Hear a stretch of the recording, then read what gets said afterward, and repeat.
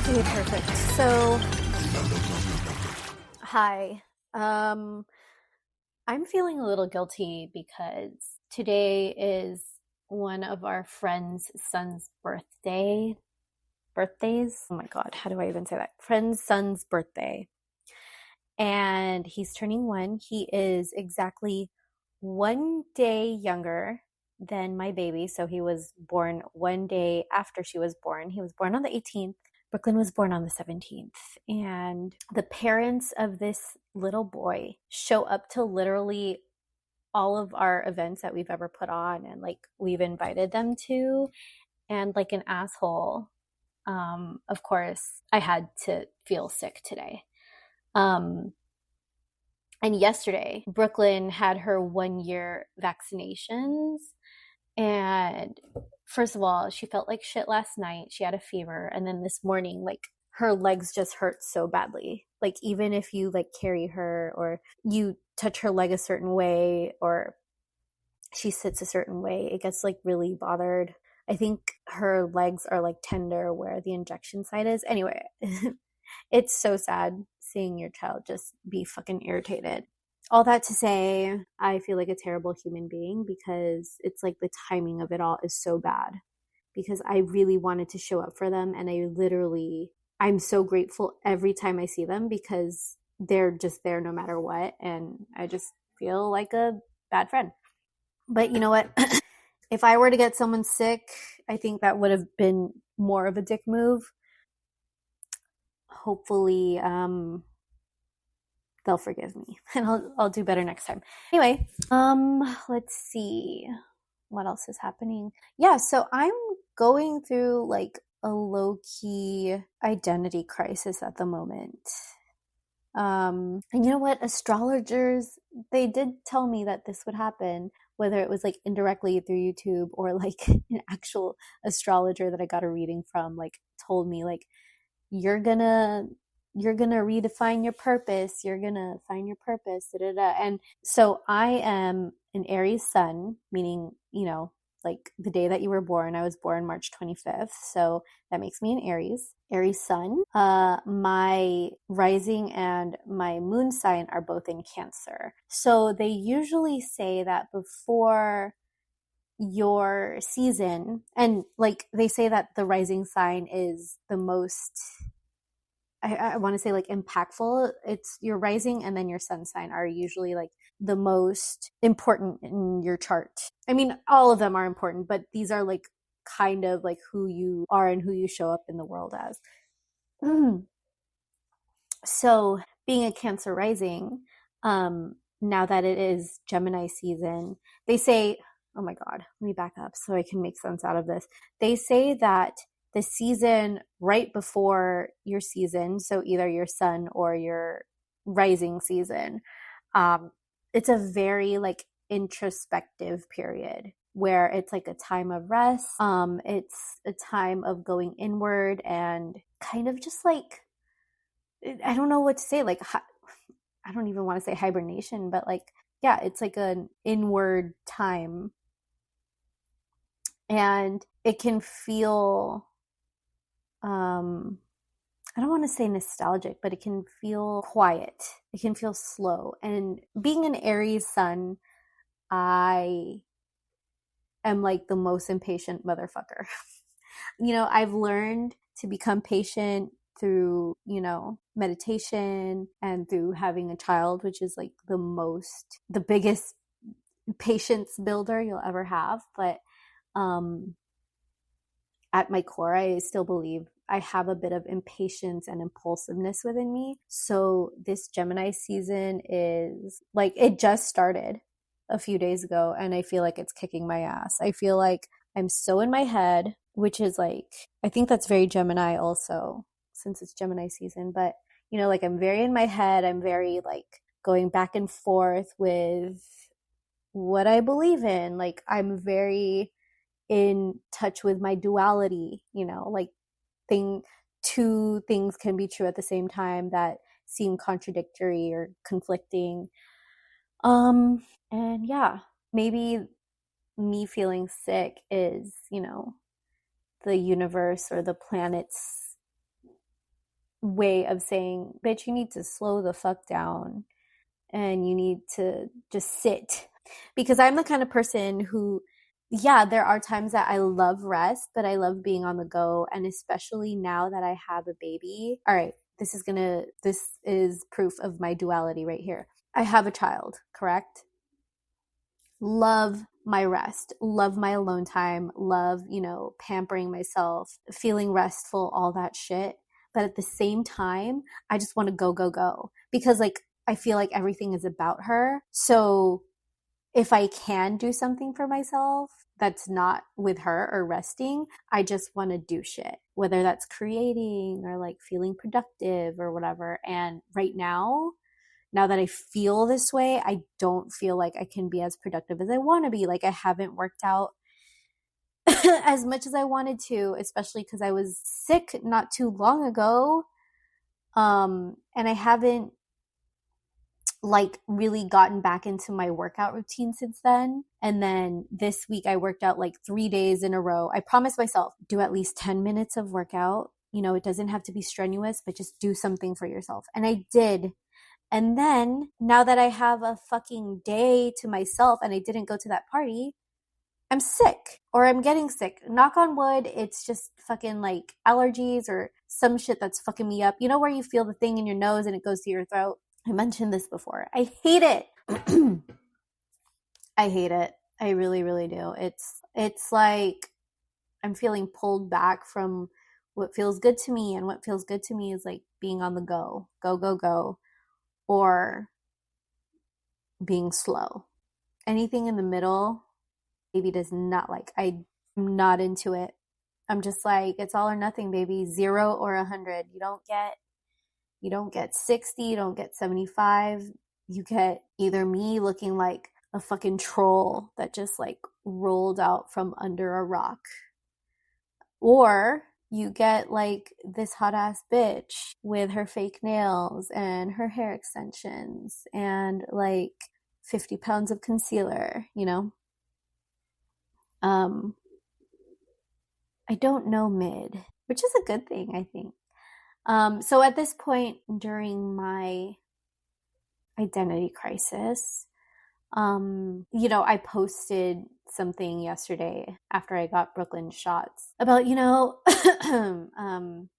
just like me feeling all the things. Jennifer Lawrence talked about, I think she was at Cannes and she was on a panel and she talked about postpartum, and how like it was isolating, and how it's kind of like you go through an identity crisis, like who am I as a mother, who am I as like a partner to my husband, who am I as an artist, and etc. And yeah, she talked about how it's isolating and how you feel like an alien, and those are exactly what I'm going through right now. And I don't know how long the postpartum period is.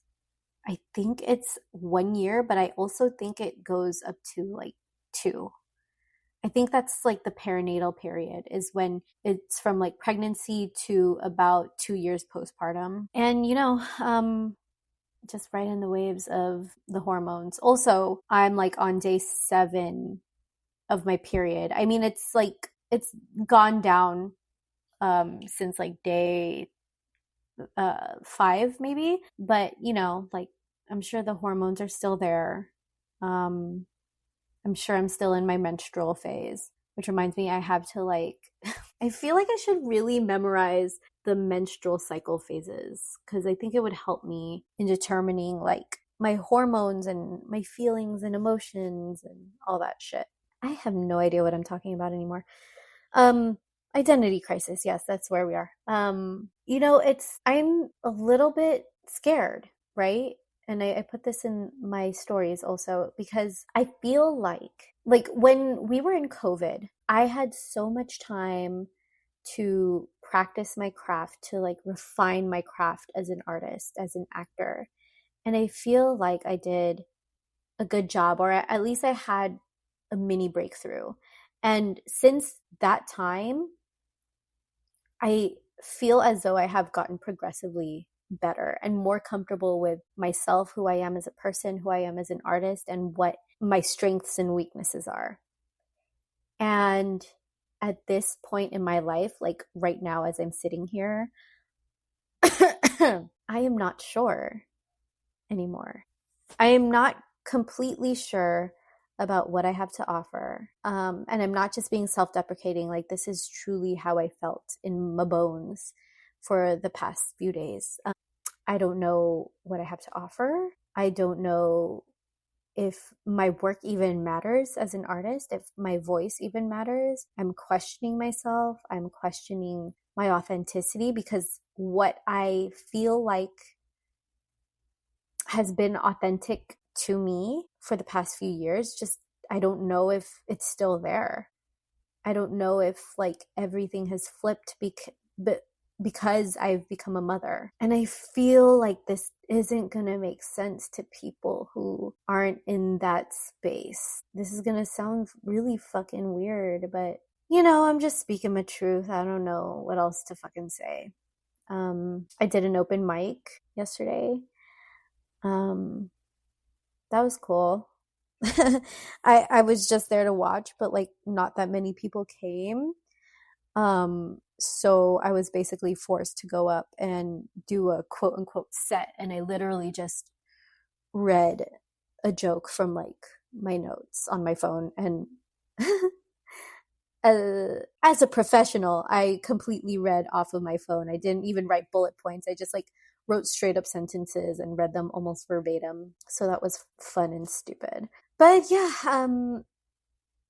I guess like I'm at a point in my life where I'm a little experimental, because it's like I don't give a shit and I do. Like, I give a shit about my building security for Brooklyn in every single way, whether it's financially, emotionally, physically, spiritually, all of that. Like, I just want her to feel secure. Where was I going with this? Yeah, so I'm just like trying to, I don't even want to say find myself, because I feel like that's discrediting all of the work that I've already done to find myself. And I really did at one point, and it wasn't that long ago. But like I said, ever since I had a baby, it's like, who am I when I am not attached to my child? Because even when I'm not with her, I'm like watching videos of her and looking at photos of her. It's like everything is about her, and of course, naturally, that is my world. But I want to know if that's just where I'm meant to be for the next, what, like 18 years. And I think about it all the time right now. Like, is that why we see so many parents with their children in high school, whether it's soccer games or the football games or fundraisers, or some women, or just some parents in general, make their children's lives their lives? Like, they insert themselves, or they are like so involved in their child's life, and like even in their extracurriculars. And I don't mean just like being there for a game, but planning shit, or really focusing a lot of their energy on that. This isn't in a bad way, right? Like, but it makes sense to me, because I feel like they could be in that phase where they're still attaching their identity to their child. And I could be fucking wrong. I could be so totally fucking wrong, but this is like where my mind is at. This parents are attaching something that has to do with their identity to their child's extracurriculars or whatever. And I feel like I'm going to be that parent.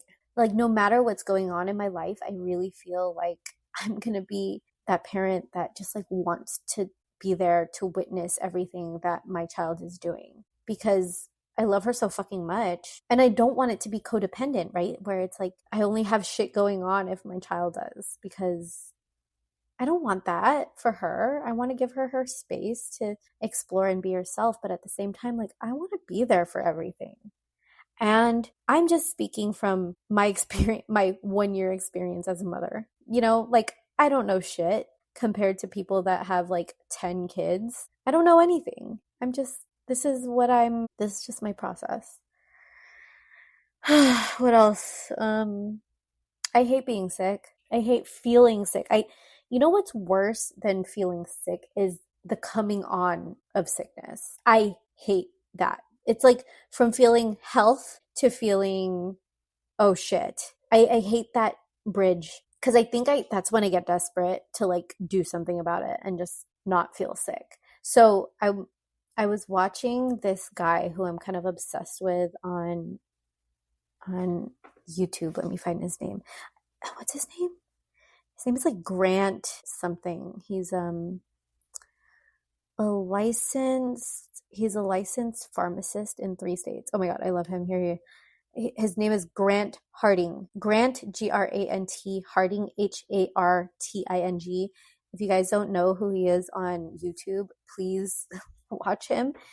Because for someone who's like almost a hypochondriac like I am, I just want to know what medications are like worth it. And it's not that I'm into medications per se, like crazy, but my mom has been a nurse for over 30 years. So I think naturally I'm inclined to be interested in like what medicines work, you know.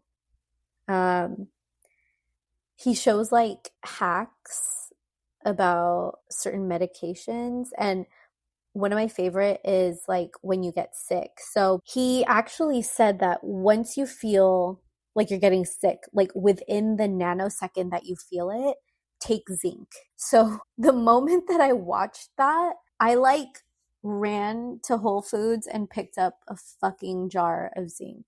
And I took that today. I actually took it twice already. Because I'm like, please God, I don't want to be sick. And I don't know if it was him or someone else that said that vitamin C doesn't really do a whole ton. I don't know. I'll have to watch that again. But if you have time, just go through his YouTube. He's such a cutie patootie.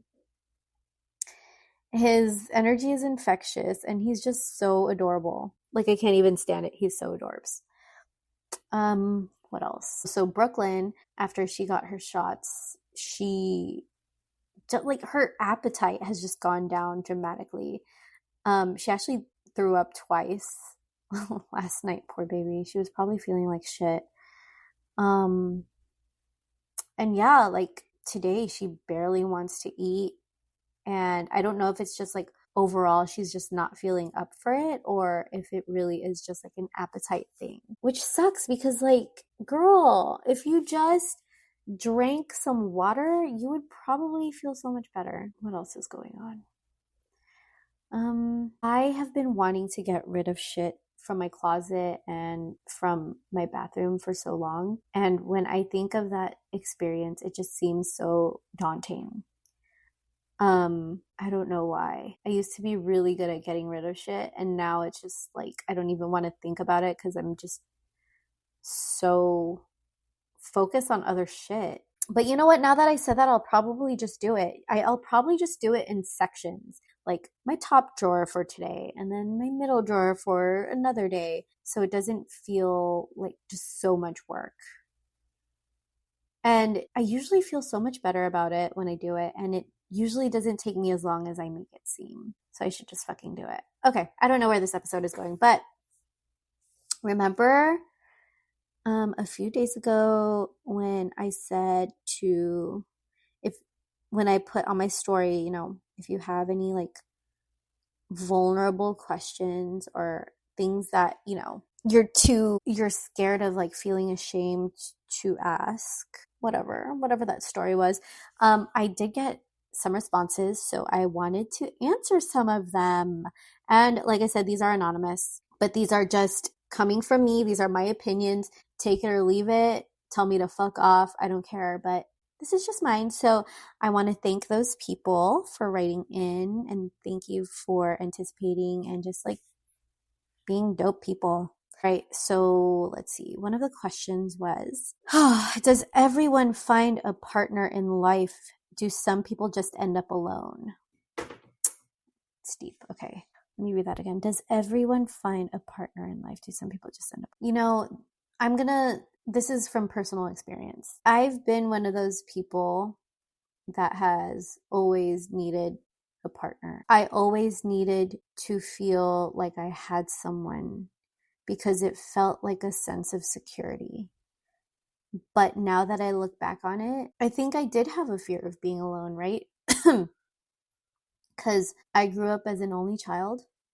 And even though I had lots of cousins and friends around me, there was just like a void that I can't explain. And I don't think it's an only child. I don't think it's the condition of being an only child. I think that there's just a sense of me that just wanted to feel seen all the time. And a lot of times I think that I was way too emotional for my family, way too emotional for my traditional Filipino raised family. And it was hard to articulate my emotions to them, no matter how hard I tried. And I just wanted them to listen. I think that they found me too emotional. I just had a lot of feelings even as a child. I was like, it's like that artistic brain, right? Where it's just, sometimes my feelings aren't even in words. It's literally in like emotions. I can't even explain. It's not even like visualizations. It's just like I see myself in my head. And it's like a movie I'm playing in my head of my emotions. And that's how I feel. And I can't articulate it in words that people would understand, especially people of another generation that weren't taught the language of feelings or the language of how to articulate emotions, right? They are the Filipino culture, the traditional Filipino culture would often just be like, oh, it's okay, everything's fine, just be grateful, that kind of shit. And I often felt unseen. So I think that I wanted to feel seen and heard all the time because I felt like that was lacking, even though I had very supportive mom figures in my life, extremely supportive financially, whatever I wanted to do with my hobbies or extracurricular shit. They were so supportive. But there was still a sense of me feeling unseen and unheard. And that had a lot to do with my emotions. And I think that I tried to find that in boys at the time. If it wasn't like my homegirls, like my best girlfriends, it was in boys. And maybe also it was because I didn't have a father figure in my life other than my grandpa, but he didn't like really discipline me. My grandpa was awesome. He would just like fucking help me with my projects and pick me up from school and be like dope with me, but he wasn't like a disciplinarian to me. Um, and he wasn't someone that I could share my emotions with because there was a language barrier and a generation barrier. And, he just wasn't that father figure to me. He was just a grandpa, which is amazing, but you know what I'm saying. Anyway, all that to say, if you are feeling completely satisfied with your life right now without a partner, you don't fucking need one to validate you. And that's the thing. I've always needed this feeling of validation. And maybe that's not the case for you. And that is so beautiful because there are times where I wish that I didn't need to be validated all the time because I think that actually made things harder for me. But does everyone find a partner in life? I think everyone can. I think it can happen for everyone. I think that for some people, it just takes longer. And maybe it's because if we want to get esoteric, maybe it's the universe saying like, yo, we're still trying to find the perfect person for you, as cliche as that sounds, or like the universe preparing you to be secure enough to find a satisfying relationship because maybe you don't recognize that now. Maybe the things that you want are just like the romance, dates, and blah, blah, blah. But in reality, it's like not about those things, right? Do some people just end up alone? I've wondered that about myself too. I'm going to say that I was a serial monogamist, and at some points in my life, I was a serial non-monogamist in not like a great way. But all that to say, there were times when I was in relationships where I was like, I think I am better off alone. And then I would be alone. And then I would still go on like a fucking dating app or like, like I just had toxic shit, man. Like I don't know if I'm the right person to ask this question. I can only come from my experience and I don't even know if this shit is helpful. But all that to say, if you are satisfied being alone and just having the support and the love of your friends or your family, your chosen family, your community, that's fucking beautiful. Because I don't think that you necessarily need a partner to validate your life. Unfortunately for me, that's what I felt I needed. Even though I felt like I validated myself and I know who I was and blah, blah, blah, validation from another person still felt amazing. And sometimes it wasn't the right kind of validation. Most of the time, it was toxic. Most of the time, it was fake. Most of the time, it was love bombing. But let me answer this question simply. Does everyone find a partner in life? And I want to say yes, because I think that it's a timing thing, everything in divine time. Do some people just end up alone? I think being alone can be a choice. I think that being alone can be a choice in that you can choose community, you can choose friendships, right? I mean, maybe it's not a partnership, but maybe you find your solution to loneliness in, like I said, community, in a pet, in your passions. Yeah. But I think, like, in this sense, you probably mean a companion. I think some people do end up alone in life, alone as in, like, I physically do not have a person with me in my bedroom, sleeping with me every night, or in my household, sleeping with me every night. Um, I think some people do like solace and want to be alone. Did I mean solace? Did I mean solitude? Thank you. I think some people do like that. I actually was dating a guy a few years ago and he didn't mind ending up alone. Supposedly. I mean, like, he could have just been saying that because he didn't want me the fuck around. Um, but truly, like, maybe a part of him meant it, that he didn't mind being alone. And some people really do thrive being alone and just like have bursts of like going out into the public or going out into community, and that works for them. But if you want to talk to me about it more, please, I would love to have this conversation with you. DM me. Okay, I'm going to move on because I don't know if that made sense and now I feel bad. Um, how, okay, next question. How do you try to fix something with someone, friends, yourself, etc., without the fear of making it worse? Okay, so what I hear is, and please correct me if I'm wrong, please hit me up again if I'm not answering the question the way you think I should. But how do you try to fix something with someone, friends, yourself, etc., without the fear of making it worse? Fix something.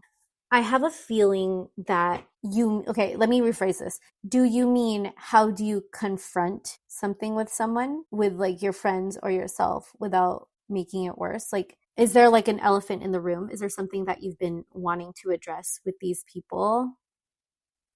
Because it seems as if you want to patch things up and you're scared that you're gonna make it worse. Listen, if there's anything I've learned with my few years that I've been here on planet Earth, it's that the right people, the people that are meant to be in your lives and that are aligned with you, will stick around. Even if you fuck up what you're saying, even if you are a dick, or, the people who know you and who love you and are meant to be in your lives will understand and they will stay.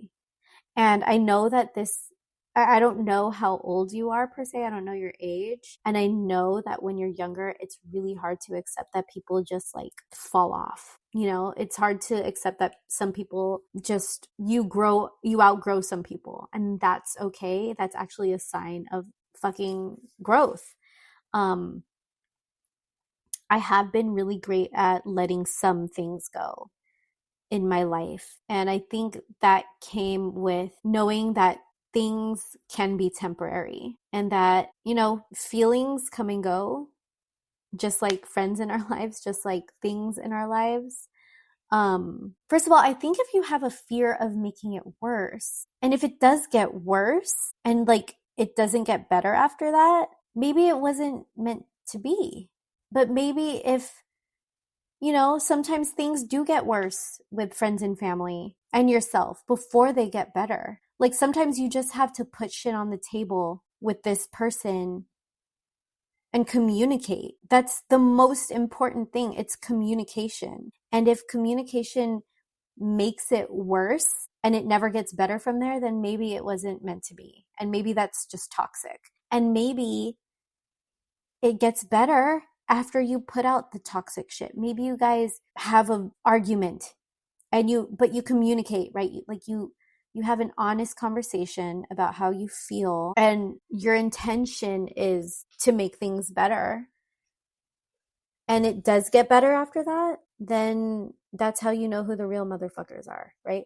So how do you try to fix something with someone? I would say communicate, honestly. Say how you feel, as awkward as it is. And I would go in saying that, hey, like speak your intention. Be like, yo, this is like really uncomfortable for me, but I just want you to know that I want things to get better, or I want to feel better because I love this friendship, this relationship that I have with you, and I don't want it to end. And I really just like want to talk it out. So like, is it cool if I just like say some shit? And the right people will say yes. And the right people will hear you and understand you and respect your boundaries. They'll respect what you have to say. They may not agree, and that's okay too. It's okay if people don't agree with you, and you have to be okay with that too.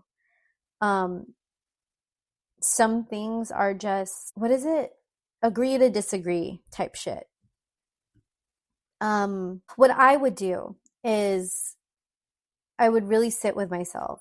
If I wanted to do this like the really mindful way and to not make me spiral and give myself anxiety, even though, you could be nervous anyway talking to this person no matter what you do. I would probably like sit down, tell myself how I really want to feel, probably write out how I want to feel from this situation. I want to feel like better. I want to feel relieved because, this shit has been bothering me. This is what this person did that really fucking bothers me. Just so I get a clear understanding of what I really want to say instead of like going on tangents and shit. Like get to the root of the thing. What is it that you're scared of? First of all, why are you scared that you're going to make things worse? Is it like the person's reaction? Are you scared of how the other person's going to react? Are you scared that you're going to like ruin that friendship that you had?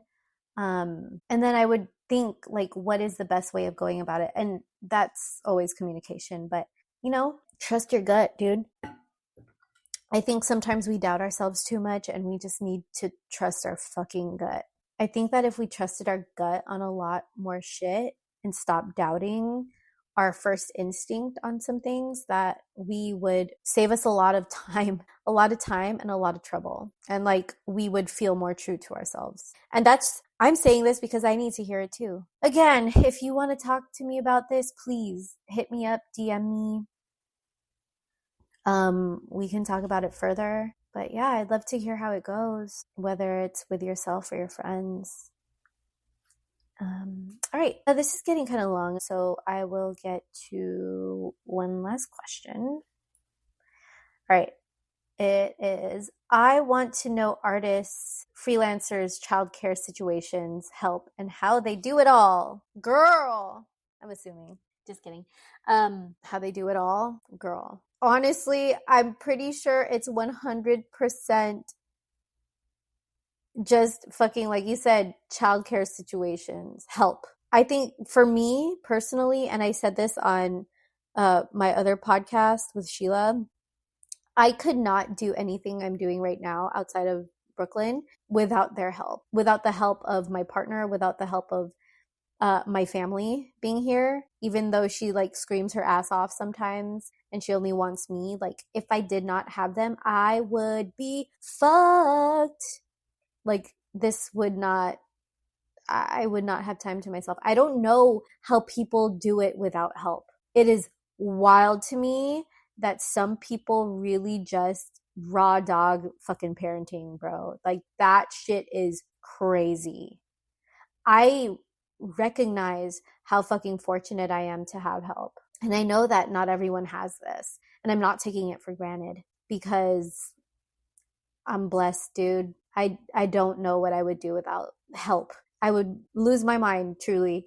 I want to know artists, freelancers, childcare situations help and how they do it all. Yeah, it's crazy that you say that because it's like a mental thing too, right? Like how much capacity do I have? I will say that I'm not doing it all, quote unquote, but to keep myself as an artist, I really do prioritize my creativity. I just force that bitch in there because I want to. Because like that's a part of myself that I promised that's a part of myself that I promised myself that I would not lose after I had my baby. I was like, there's absolutely no way that I am losing the artist inside of me. That is one bitch that I'm going to honor for the rest of my life.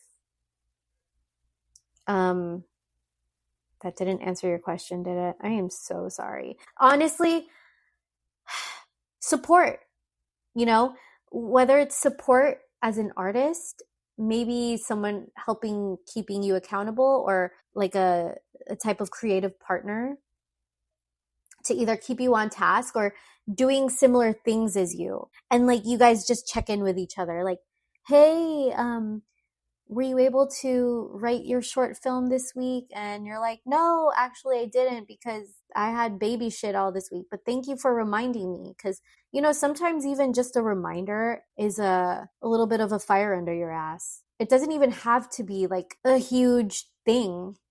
You don't have to hire someone. You could literally just have a friend who's just as motivated and inspired as you and wants to be on their shit. And sometimes that's enough to keep you motivated and to make you want to stay alive in this industry, if that makes any sense. Girl, I'm so sorry if I didn't answer that correctly. I love you, but you know that. Anywho, thank you all to whoever stayed here and listened to me ramble my ass off because I want to know what it's about too. I hope I feel better soon so I can start getting back to my shit, but if not, then that's just what the universe wants for me. The universe just wants me to fucking sit my ass down and rest. And maybe that's what it calls for. But I think now I'm just gonna take a row out of my drawer and see what I can throw out or donate or yeah. Again, thank you so much to anyone and everyone who listens, who takes the time to just listen to this because it means the world to me. Please share if you feel like it'll help someone. Comment if you want. I guess subscribe, like it. I don't know, all the things. I love you. Bye.